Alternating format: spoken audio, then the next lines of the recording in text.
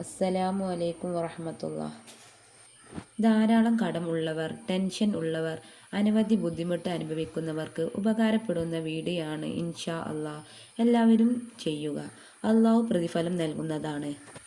എല്ലാവരുടെയും പ്രയാസങ്ങൾ, ബുദ്ധിമുട്ടുകൾ അള്ളാഹുവിലേക്ക് പറഞ്ഞു ദുആ ചെയ്യുക. ഇൻഷാ അള്ളാഹ്. അള്ളാഹു എല്ലാവരുടെയും പ്രാർത്ഥന കേൾക്കുന്നവനാണ്. അവന് മാറ്റാൻ കഴിയാത്ത ഒന്നും തന്നെ ഈ ദുനിയാവിൽ ഇല്ല.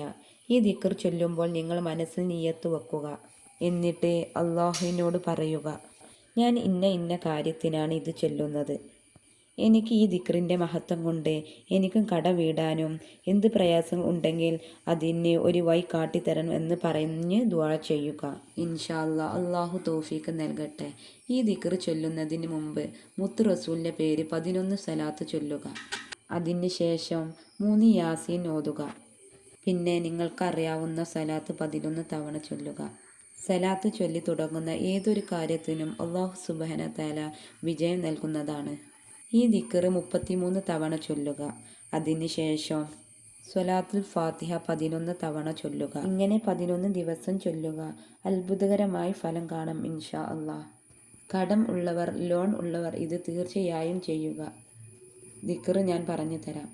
ലാ ഹൗല വലാ ഖുവത ഇല്ലാ ബില്ലാഹിൽ അലിയുൽ അലീം എന്ന ദിക്ർ 33 തവണ ചൊല്ലുക. അതിന് ശേഷം ഹസ്ബുനല്ലാഹു വ നിഅമൽ വകീൽ, നിഅമൽ മൗലാ വ നിഅമൻ നസീർ ഈ ദിക്ർ 103 തവണ ചൊല്ലുക. ഇങ്ങനെ 11 ദിവസം നല്ല നിയ്യത്തോടെ ചെയ്യുക. ഇൻഷാ അള്ളാഹ്. അള്ളാഹു ഉത്തരം നൽകുന്നതാണ്.